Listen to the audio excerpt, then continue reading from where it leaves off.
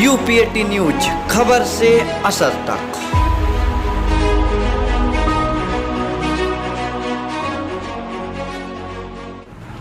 जी, आपका नाम और परिचय? संदीप केसरी, अध्यक्ष केसरवानी समाज।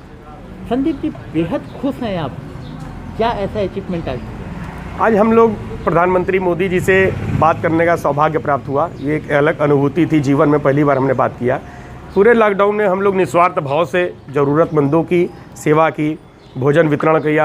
उस ज़रूरतमंदों को कबीर चौरा हॉस्पिटल, जो कि उसमें बड़ा प्रमुख केंद्र था हम लोग के सेवा करने के दरमियान, जो वहाँ मरीज भर्ती थे, उनके जो परिजन थे उनको खासी दिक्कतें आ रही थी, तो उसके लिए हम लोगों ने भोजन उपलब्ध कराया। शारदा आश्रम में कुछ लोग थे, उनको उपलब्ध कराया। और एक प्रमुख बिंदु इसमें था, कर्नाटक से आए हुए 20-25 यात्री फंसे हुए थे गोदुलिया गेस्ट हाउस में।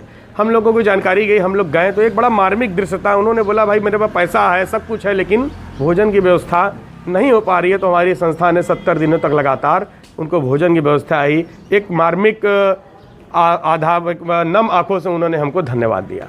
संदीप जी, आज प्रधानमंत्री से बात हुई आपकी, क्या इसका अंदाज़ा था? आप जब सेवा कार्य कर रहे थे तो आपको लग रहा था कि ये दिन आएगा, प्रधानमंत्री आपसे बात करेंगे? आदरणीय मोदी जी हमारे यहाँ से सांसद हैं, देश का प्रतिनिधित्व कर रहे हैं।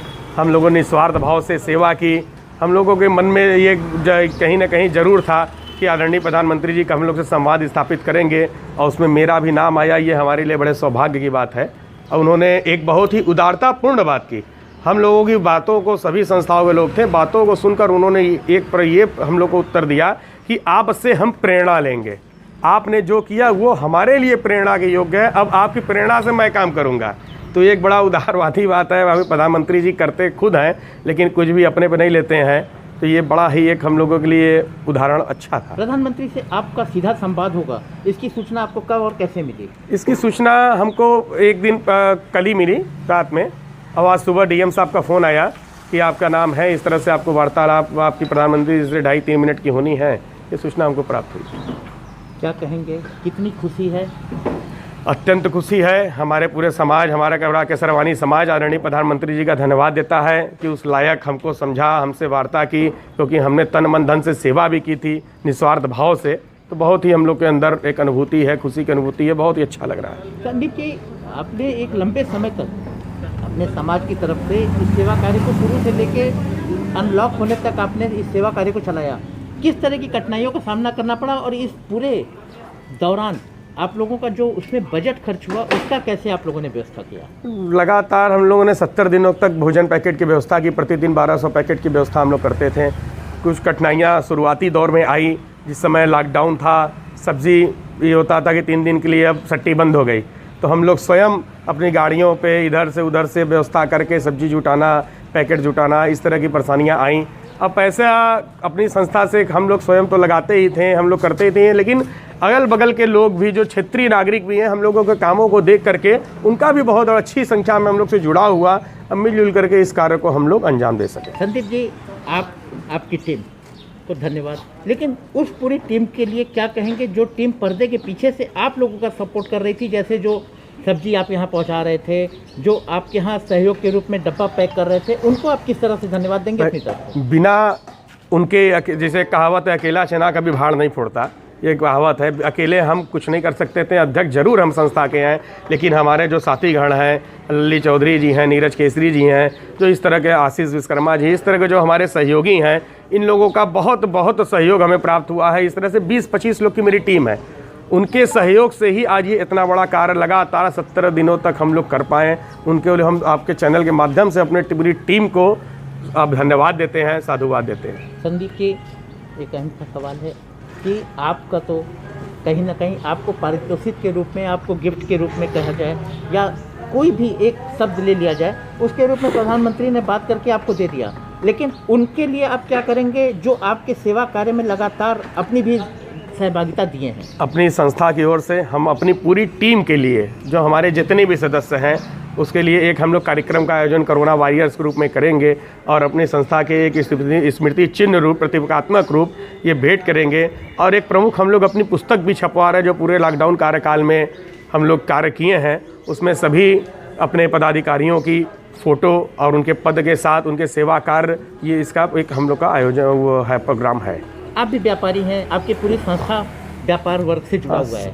ऐसे में जिस तरह से इस समय कोरोना संक्रमण बढ़ रहा है बनारस में, मरीज बढ़ रहे हैं, केसेस बढ़ रहे हैं, अनलॉक की मांग की जा रही है, कई मार्केट बंद कर दिए गए हैं व्यापारियों की तरफ से, आप उसका कितना सपोर्ट करते हैं, आप क्या कहेंगे? हम लोग व्यापारी ज़रूर हैं और अनलॉक इस समय जो स्थिति है वो दयनीय हो रही है। वाराणसी में भी काफ़ी पूर्ण रूप से ये फैलता चला जा रहा है। तो लॉकडाउन इसका पूर्ण विकल्प नहीं अब समझ में आता है। हम क्योंकि अनलॉक प्रक्रिया में ही हमको रहना पड़ेगा और इसका एक जो सोशल डिस्टेंसिंग का पालन है, जो एक वन साइड ऑड इवन की प्रक्रिया चल रही है, इसका पालन करना पड़ेगा। जो कि इसका पालन पूर्ण रूप से अगर हम करेंगे, अपने आप को सेफ रखेंगे, तो शायद हम लोग इस कोरोना से महामारी से बच सके। और ये सभी भी हो गए।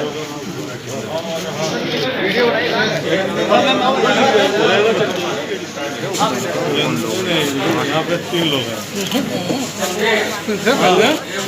जी भाई साहब।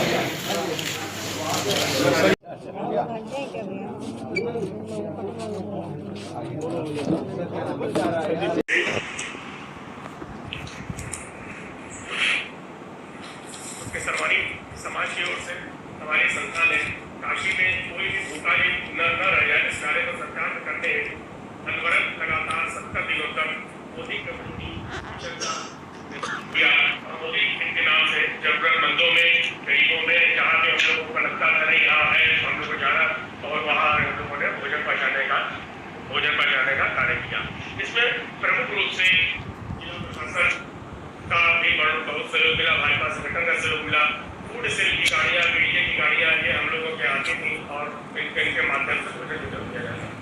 इसमें प्रमुख बिंदु आदरणीय प्रधानमंत्री जी है। एक हम लोग के वाराणसी में जिला अस्पताल कलीचौरा हॉस्पिटल है, जहाँ पे काफ़ी संख्या में मरीज भर्ती रहते हैं। उनकी व्यवस्था तो जिला करता था, लेकिन जो उनके संग परिजन उनके थे, उनको कुछ खासी दिक्कतें आ रही थी। उसका हम लोग को संज्ञान में लिया। हम लोग ने तुरंत लगातार 70 दिनों तक उनका भोजन का प्रबंध अपनी संस्था की तरफ से किया। इसी कड़ी में प्रधानमंत्री जी शारदा आश्रम वाराणसी में विशाल भोजन भेजने थे। वहाँ पे 17 लड़कियाँ हम लोगों के संपर्क में जब आया कि इनकी व्यवस्था नहीं हो पा रही है, तो वहाँ पे भी हम लोगों ने लगातार 70 दिनों तक उनके भोजन की व्यवस्था की। प्रवासी मजदूरों के आने का क्रम वाराणसी मेट्रो स्टेशन पे जारी हुआ। काफ़ी बड़ी संख्या में उन लोगों को स्टार्टिंग कुछ परेशानियाँ भी हो रही थी, तो हमारे आदरणीय विद्यासागर जी के निर्देशानुसार और प्रशासन के अनुसार हम लोगों ने वहाँ भी भोजन व्यवस्था में सहयोग किया। एक बड़ा मार्मिक प्रश्न इसमें जुड़ा, हम लोग गेस्ट हाउस, वहाँ पे कर्नाटक के कुछ 15 से 20 यात्री लॉकडाउन हो जाने की वजह से फंसे हुए थे, जो कि अब जा नहीं पा रहे थे। फ्लाइट और ट्रेन लॉकडाउन को देखते हुए, जो हमारे देखते हुए रुक लगी हुई थी, हम लोगों को सूचना में हम लोग वहाँ गए और उन लोगों को हम लोगों ने भोजन की व्यवस्था की। उन्होंने कहा कि भाई हमारा पैसा है, सब कुछ है, लेकिन थोड़ा मार्मिक दृश्य था। हम लोगों की आंखें नम हो गई, वो लोग भी हम लोग को पकड़ दिया और आग्रह किया कि आप लोग यहाँ आए, तो बड़ा अच्छा लगा था।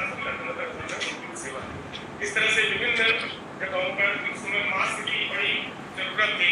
हमारा होटलिंग का व्यवसाय है, तो हमने शासन को भी और जहाँ जरूरत हुई तो करीब 50,000 मास्क हम लोगों ने वितरण किया, सैनिटाइजर वितरण किया। इस तरह से काशी की सेवा हम लोग